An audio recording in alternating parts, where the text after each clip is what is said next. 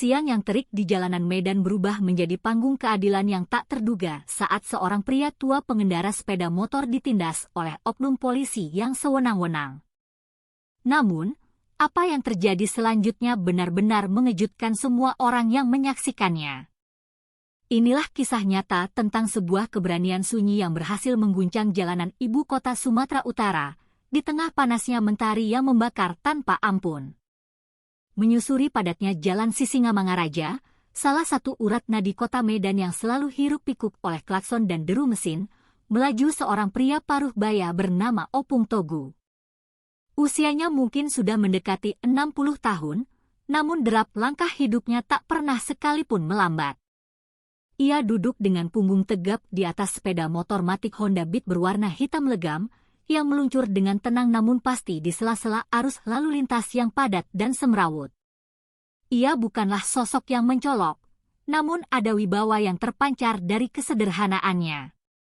Opung Togu mengenakan kemeja lengan pendek berwarna biru pudar yang melekat pada tubuhnya yang kurus namun liat, serta celana bahan berwarna gelap yang tampak bersih dan rapi.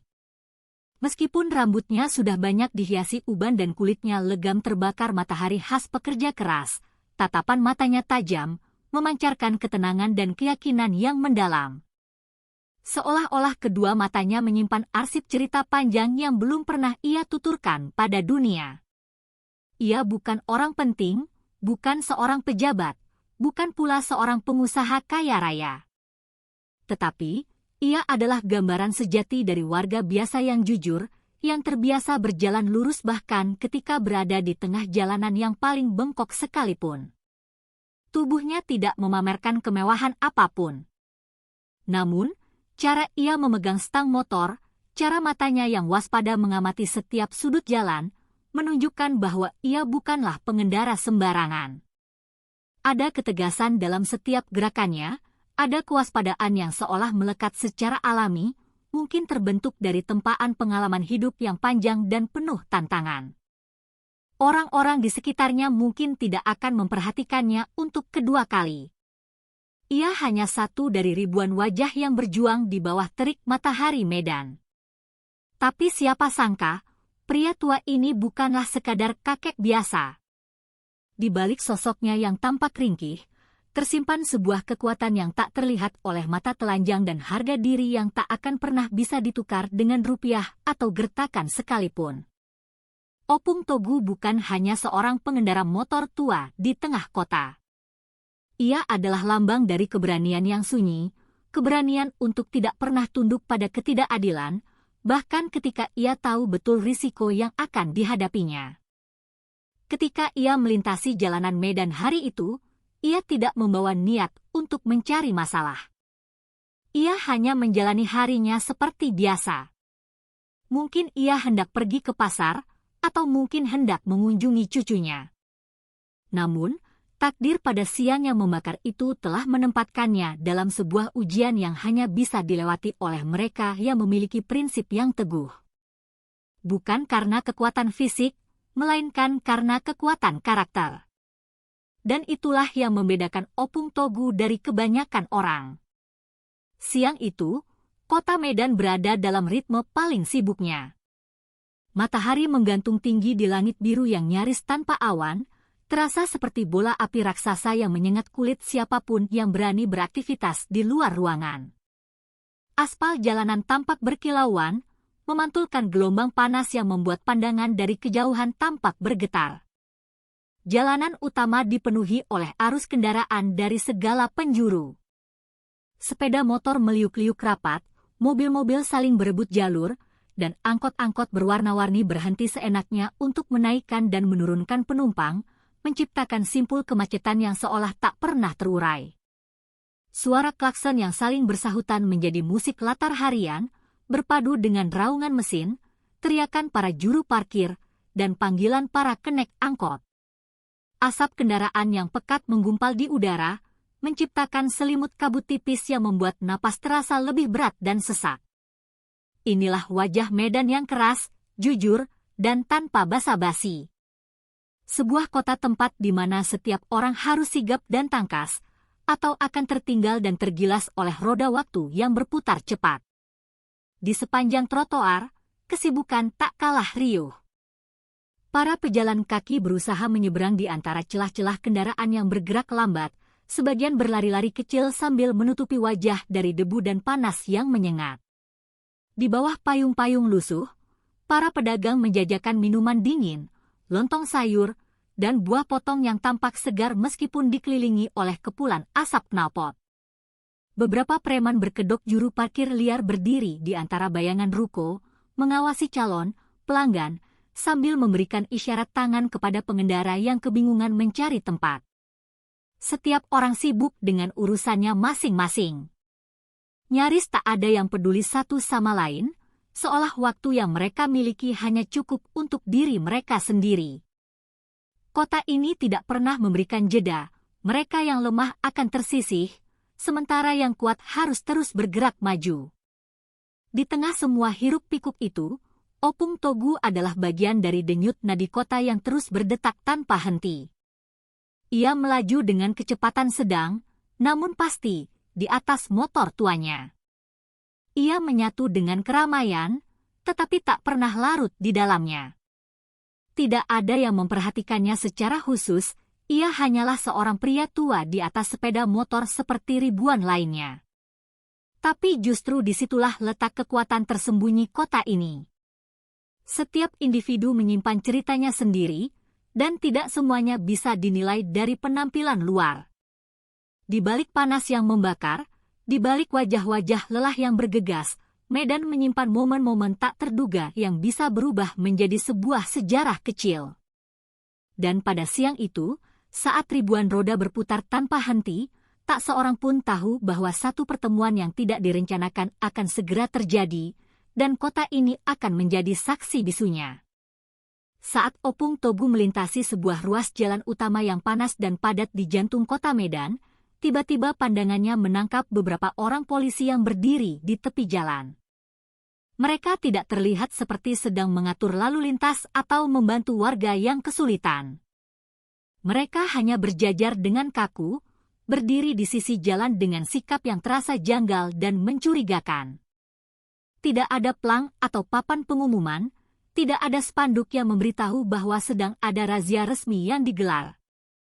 Namun, di antara mereka, berdiri satu sosok yang paling mencolok, Bribka Heri.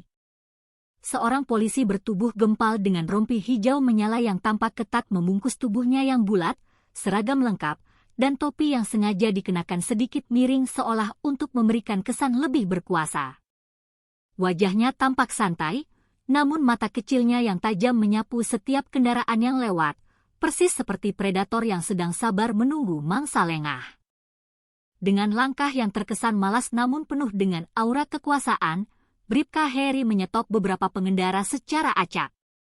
Ia tidak banyak bicara, cukup dengan anggukan kepala atau lambaian tangan singkat yang memerintah, dan kendaraan itu harus menepi. Tidak ada kejelasan siapa yang dihentikan dan atas dasar apa. Semua tampak seperti keputusan seketika yang diambil berdasarkan naluri, atau lebih tepatnya, berdasarkan selera pribadinya. Lalu, pandangan Bribka Heri tertuju pada satu sepeda motor matic yang melaju dengan tenang. Honda Beat berwarna hitam yang dikendarai oleh seorang pria tua, Opung Togu. Tanpa berpikir panjang, Heri mengangkat tangannya dan memberikan aba-aba keras untuk berhenti. "Pinggir! Pinggir dulu, Pak," suaranya terdengar keras dan sama sekali tidak ramah. Opung Togu, tanpa menunjukkan tanda-tanda perlawanan, dengan tenang menepikan motornya ke bahu jalan. Belum ada pertanyaan yang diajukan, belum ada dialog yang terjadi, hanya tatapan mata yang mulai saling mengunci. Tatapan seorang yang terbiasa menyalahgunakan wewenang bertemu dengan tatapan seorang yang tidak mudah untuk dibodohi. Di antara hiruk-pikuk kendaraan yang terus melaju tanpa henti, suasana di titik itu mendadak terasa berbeda. Beberapa warga yang lewat mulai melirik dengan penasaran. Beberapa pengendara lain bahkan memperlambat laju motornya, ingin tahu apa yang sedang terjadi. Tapi bagi Bribka Heri, ini hanyalah sebuah rutinitas. Ia tidak tahu siapa yang sedang ia hadapi. Di matanya, ia hanya melihat seorang pria tua dengan pakaian sederhana, tampak seperti warga kecil yang akan mudah ditekan dan diperas. Ia mendekat dengan langkah penuh percaya diri, langkahnya pelan namun syarat dengan kesombongan. Tapi ia tidak tahu bahwa di balik postur tubuh yang tampak biasa itu, berdiri seorang manusia yang tidak sudi harga dirinya diinjak-injak. Belum ada kata-kata yang terucap, namun atmosfer di antara mereka mulai memanas. Dan dari cara Bribka Heri memandangnya, Opung Togu tahu ini bukan pemeriksaan biasa. Ini adalah permulaan dari sesuatu yang jauh lebih besar. Dengan tangan kiri bertolak pinggang dan dada yang sengaja dibusungkan, Bribka Heri mendekati Opung Togu yang kini telah turun dan berdiri tenang di samping motornya. Polisi bertubuh tambun itu menatapnya dengan pandangan penuh curiga, seolah dari penampilan sederhana Opung Togu saja ia sudah bisa menyimpulkan bahwa yang ada di hadapannya ini pasti memiliki kesalahan. Tanpa basa-basi, tanpa senyum, bahkan tanpa menyebutkan nama atau menjelaskan alasan penghentian, ia langsung berkata dengan nada lantang, "Surat-surat kendaraan, Pak." "Cepat!" Suaranya berat, penuh tekanan. Itu bukanlah sebuah permintaan yang sesuai prosedur, melainkan lebih terdengar seperti sebuah intimidasi. Opung Togu, yang sejak awal bersikap sangat tenang, sama sekali tidak terprovokasi. Dengan gerakan yang perlahan namun pasti, ia membuka tas kecil yang tergantung di depan motornya dan mengeluarkan surat tanda nomor kendaraan, STNK. Ia menyerahkannya tanpa sedikit pun keraguan. Matanya menatap lurus ke arah petugas itu, tanpa ada rasa takut sedikit pun terpancar darinya. Bribka Heri menerima STNK itu dan memeriksanya dengan ekspresi yang dibuat-buat, seolah sedang mencari-cari kesalahan, seolah berharap menemukan celah sekecil apapun. Tapi STNK itu sah, pajak hidup, dan semua datanya sesuai. Tak ada masalah sama sekali. Namun, Bribka Heri jelas belum puas. "SIM-nya mana?" tanyanya singkat, sambil melipat tangan di dada, sikapnya semakin arogan. Kali ini, Opung Togu terdiam sejenak. Tangannya kembali masuk ke dalam tas, tapi kemudian berhenti. Matanya mengerjap pelan, lalu ia menatap Heri dengan tatapan yang jujur. "SIM saya tertinggal di rumah, Pak. Saya lupa membawanya." Ucapan itu diutarakan dengan nada yang tenang dan jujur. Bukan untuk mencari-cari alasan, bukan pula untuk berbohong, melainkan sebuah pengakuan atas kehilafan dengan kepala yang tetap tegak. Tetapi bagi orang seperti Bribka Heri, sebuah pengakuan jujur bukanlah sesuatu yang dimaknai dengan bijaksana. Sebaliknya, itu adalah celah yang bisa dimanfaatkan untuk menekan lebih jauh. Seketika, wajah Heri berubah. Bukan karena prihatin, tetapi karena merasa mendapatkan keuntungan dari situasi tersebut. Ia tersenyum miring, senyum yang sangat tidak menyenangkan, senyum yang penuh dengan isyarat ketidakjujuran. "Wah, ini pelanggaran berat, Pak. Kalau tidak bawa SIM, ya harus ditilang. Tapi, ya, kita bisa selesaikan dengan cara baik-baiklah," ucapnya sambil menepuk-nepuk STNK di tangannya. Kalimat itu sudah sangat sering terdengar di telinga masyarakat. Itu bukan sebuah teguran, bukan pula peringatan, melainkan sebuah kode untuk pungutan liar. Namun, Opung Togu tidak bereaksi seperti orang-orang yang biasa Heri temui. Tidak ada wajah panik yang terlihat, tidak ada gelagat ingin berdamai di tempat. Ia hanya memandangi Bribka Heri, seperti sedang mengukur niat dan kualitas moral dari lawannya. Dan dari cara ia berdiri, dari sorot matanya yang tak goyah, jelas sudah bahwa Opung Togu bukanlah tipe warga negara yang bisa digertak dengan mudah. Polisi Bribka Heri kini berdiri lebih dekat lagi. Tubuhnya yang tambun nyaris menutupi cahaya matahari yang menyinari Opung Togu. Dengan gaya yang dibuat sok bersahabat namun penuh kelicikan, ia menurunkan volume suaranya sedikit, seolah ingin menunjukkan sebuah jalan keluar yang lebih mudah dan pribadi. "Begini saja, Pak," katanya pelan sambil melirik ke kanan dan ke kiri, memastikan tidak ada yang terlalu memperhatikan. "Daripada repot harus ditilang, urusannya panjang ke pengadilan, mending kita selesaikan saja di sini. Sama-sama enak, kan?" Kalimat itu tidak membutuhkan penjelasan yang panjang. Semua orang di negeri ini tahu apa maksudnya. Ia menggoyang-goyangkan STNK di tangannya seperti sebuah umpan, berharap Opung Togu akan segera menyodorkan beberapa lembar uang tanpa perlu banyak bertanya. Inilah wajah aparat yang menyalahgunakan jabatannya.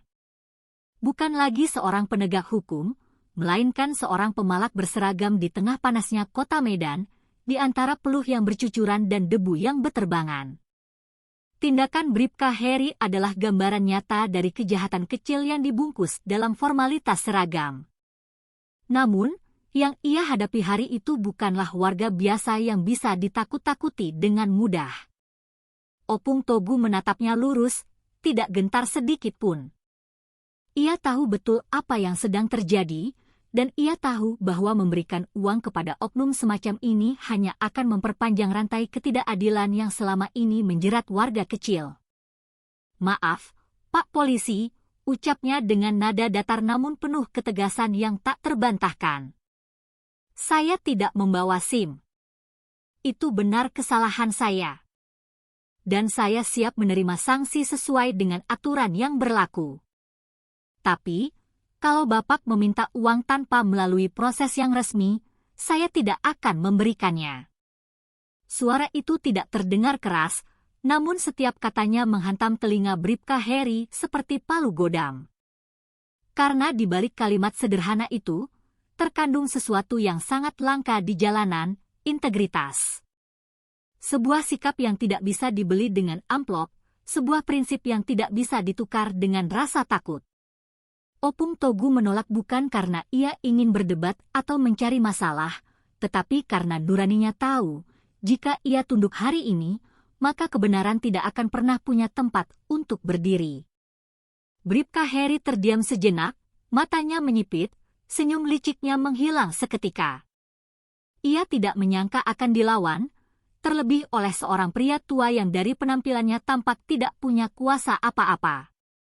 Ia sudah terbiasa menghadapi pengendara yang panik, yang buru-buru membuka dompet, yang lebih memilih membayar demi bisa cepat pergi. Tapi kali ini, situasinya benar-benar berbeda. Ada sesuatu yang mengganjal di dadanya. Bukan karena takut, melainkan karena egonya merasa tercabik-cabik. Ia merasa diremehkan, dan itu membuat amarahnya perlahan-lahan naik ke ubun-ubun. Dia mencoba menertawakan penolakan itu, seolah tidak peduli. Tapi raut wajahnya tidak bisa menyembunyikan rasa terhina. Sebab Bribka Heri tahu, bukan uangnya yang ditolak, melainkan dirinya, karakternya. Sifat busuknya telah dibaca dan ditolak mentah-mentah oleh seorang yang ia anggap lemah. Dan bagi orang yang terbiasa menyalahgunakan kekuasaan, penolakan semacam itu adalah sebuah tamparan yang sangat menyakitkan. Melihat sikap Opung Togu yang tak goyah sedikit pun, Bribka Heri berusaha untuk tetap memegang kendali situasi. Ia berpura-pura santai, menyandarkan tangan di pinggangnya, mencoba menunjukkan bahwa ia masih memegang kendali penuh atas jalanan ini. Tapi Opung Togu tidak memberinya ruang untuk permainan semacam itu. Ia maju setengah langkah, berdiri sejajar tanpa menunjukkan rasa takut sedikit pun. "Kalau ini memang razia resmi, saya minta lihat surat tugasnya. Tunjukkan kepada saya dasar hukumnya, di mana perintah resminya, dan siapa penanggung jawab dari kegiatan ini," ucapnya dengan lantang. Suara itu menusuk ruang di antara bisingnya lalu lintas, terdengar tegas, jelas, dan langsung mengarah ke jantung persoalan. Opung Togu bukan hanya mempertanyakan prosedur, tetapi juga mempertanyakan integritas di balik seragam yang dikenakan oleh Bribka Heri. Dan disitulah langkah pertama perlawanan sesungguhnya dimulai. Bukan dengan kekerasan, tetapi dengan keberanian untuk menanyakan hal yang memang seharusnya ditanyakan. Bribka Heri langsung tergagap. Bukan secara fisik, tetapi dalam sikap dan logikanya. Ia sama sekali tidak menyangka pria tua ini tahu tentang prosedur dan berani menanyakannya. Biasanya, warga akan langsung menunduk, pasrah, atau bahkan meminta maaf tanpa diminta. Tapi kali ini berbeda. Opung Togu bukan hanya tahu haknya, tetapi ia juga tahu cara mengutarakannya dengan tepat dan percaya diri. Heri mengalihkan pandangannya sejenak, pura-pura mencari-cari sesuatu di saku rompinya, lalu berkata dengan samar, "Loh, ini tugas dinas rutin, Pak. Kita sering kok melakukan ini. Suratnya ada, tapi ya di pos. Kita ini bertindak atas perintah atasan." Kalimat itu kosong, sebuah retorika murahan yang tak berdasar. Tak ada satupun bukti yang ia tunjukkan. Hanya celoteh yang mungkin sudah terlatih dari rutinitas menindas warga yang kurang paham aturan. Tapi bagi Opung Togu, omong kosong seperti itu tidak bisa dibiarkan begitu saja. Ia menatap lebih dalam, suaranya tetap tenang, namun semakin menusuk. Kalau Bapak tidak bisa menunjukkan surat tugas, maka ini namanya bukan razia, Pak. Ini namanya pemalakan. Wajah Bribka Heri mulai memerah padam. Bukan karena malu, tetapi karena merasa terdesak oleh kebenaran. Orang seperti dia tidak terbiasa dilawan dengan kalimat yang jujur. Ia lebih terbiasa berhadapan dengan rasa takut, dengan dompet yang dibuka sebelum mulut sempat berbicara. Tapi hari ini, ia bertemu dengan orang yang tak hanya paham haknya, tetapi juga memiliki keberanian untuk menuntutnya. Beberapa pengendara yang menyaksikan dari jauh mulai mendekat, pura-pura berhenti di pinggir jalan untuk melihat apa yang sedang terjadi. Tatapan mereka bergantian berpindah antara Bribka Heri dan Opung Togu, dan perlahan-lahan, suasana pun berubah. Apa yang tadinya dirancang sebagai ladang pungli, kini telah berubah menjadi panggung keterbukaan. Dan di tengah jalan raya Medan yang bising, seorang pria tua berdiri tegak, memaksa seorang aparat berseragam untuk menjawab satu pertanyaan sederhana, "Mana surat tugasmu?" Ketika permintaan Opung Togu soal surat tugas tidak dijawab dengan bukti yang sah dan justru membuat kerumunan pengendara mulai memperhatikan, Bribka Heri kehilangan kendali atas panggung kekuasaan semu yang ia ciptakan. Ia, yang terbiasa memegang kendali dengan tekanan dan gertakan, kini merasa disudutkan oleh seorang pria tua yang tidak punya pangkat, tidak punya senjata, tetapi punya keberanian untuk melawan dengan kebenaran. Kata-kata Opung Togu tadi, "Kalau tidak ada surat tugas, ini pemalakan," terus bergema di telinga Heri, mengiris harga dirinya yang rapuh. Wajahnya yang semula santai berubah menjadi tegang, urat-urat di lehernya menonjol, dan sorot matanya membara penuh amarah. Bukan karena dipermalukan oleh kebohongannya sendiri, tetapi karena rasa kuasa yang biasa ia genggam kini ditantang habis-habisan di hadapan publik. Tanpa aba-aba, tanpa alasan yang logis, Bribka Heri melayangkan tangannya. Sebuah pukulan keras mendarat di wajah Opung Togu, disusul dengan dorongan kasar hingga tubuh pria tua itu limbung ke belakang. Beberapa warga di sekitar spontan terkejut. Ada yang berteriak, "Woi," tapi tak ada yang cukup dekat untuk menghentikan kejadian itu dengan cepat. Bribka Heri tidak berhenti. Ia mengayunkan tendangan ke perut Opung Togu, lalu satu lagi ke bahunya. Opung Togu terjatuh. Wajahnya membentur aspal yang panas dan keras. Darah segar mulai mengalir dari pelipisnya, mengotori kemeja biru pudar yang ia kenakan. Tetapi, meskipun tubuhnya dihajar secara brutal, sorot matanya tidak pernah padam. Ia tidak menangis, tidak merintih kesakitan. Ia hanya menatap diam, dingin, dan tatapannya penuh dengan peringatan. Karena yang dipukul hari itu bukan sekadar tubuh tua yang ringkih, melainkan kehormatan seorang manusia yang tidak bisa dibeli dengan ketakutan. kerumunan kini semakin membesar. Beberapa pengendara mulai mengeluarkan ponsel dan merekam kejadian itu. Sebagian lagi berseru menuntut Bribka Heri untuk berhenti. Tapi dalam amarahnya yang membabi buta, Heri sudah kehilangan logikanya.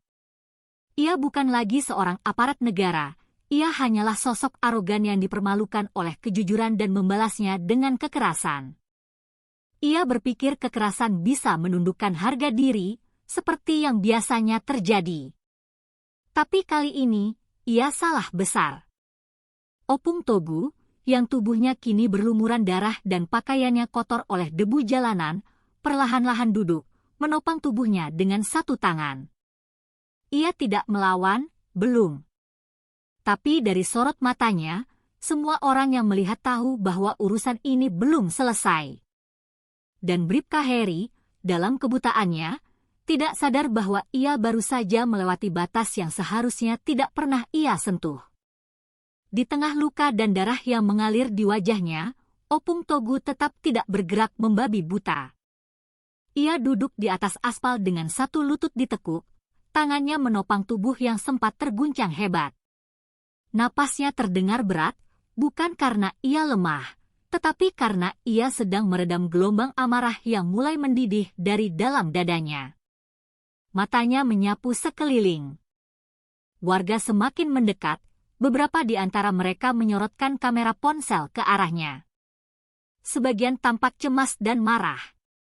Tapi tak satu pun yang mampu menghentikan Bribka Heri yang masih berdiri pongah, menggertak sambil menunjuk-nunjuk ke arah Opung Togu yang tersungkur. Dan justru disitulah Heri melakukan kesalahan fatal terakhirnya.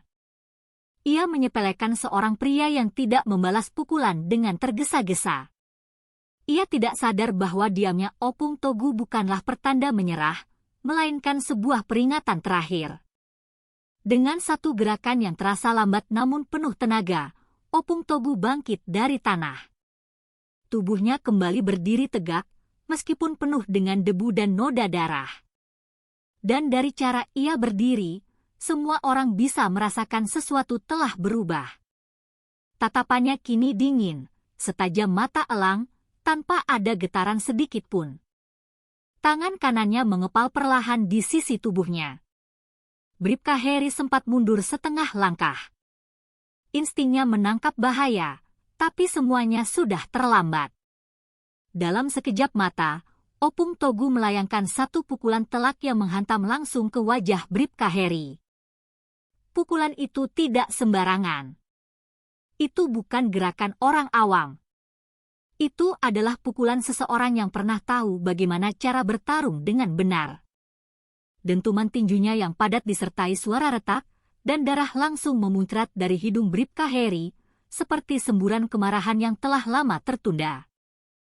Polisi gendut itu terhuyung, tubuhnya limbung, dan ekspresinya kosong, penuh ketidakpercayaan.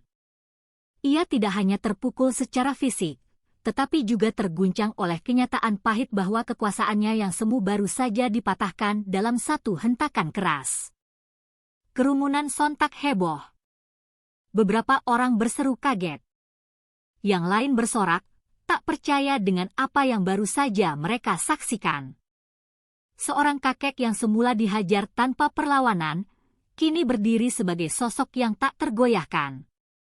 Bribka Heri jatuh berlutut, tangannya menutupi hidung yang mengeluarkan darah deras. Wajahnya bukan hanya menunjukkan rasa sakit, tapi juga panik, hancur, dan ketakutan. Ia mulai menyadari bahwa yang berdiri di hadapannya bukanlah sekadar pria tua biasa, melainkan seseorang yang lebih berbahaya dari semua yang pernah ia hadapi, orang jujur yang telah disakiti terlalu jauh. Dan untuk pertama kalinya, suara arogan Bribka Heri hilang dari jalanan. Yang tersisa hanyalah bunyi napas berat Opung Togu dan tatapan ratusan pasang mata yang menjadi saksi sebuah pembalasan yang tak pernah mereka duga sebelumnya. Bribka Heri bahkan belum sempat berdiri ketika Opung Togu mulai melangkah maju. Langkahnya perlahan, tapi setiap jejaknya terasa menggema di benak semua orang yang menyaksikan. Tak ada sedikit pun keraguan di wajahnya, hanya ketegasan yang tak bisa dibantah.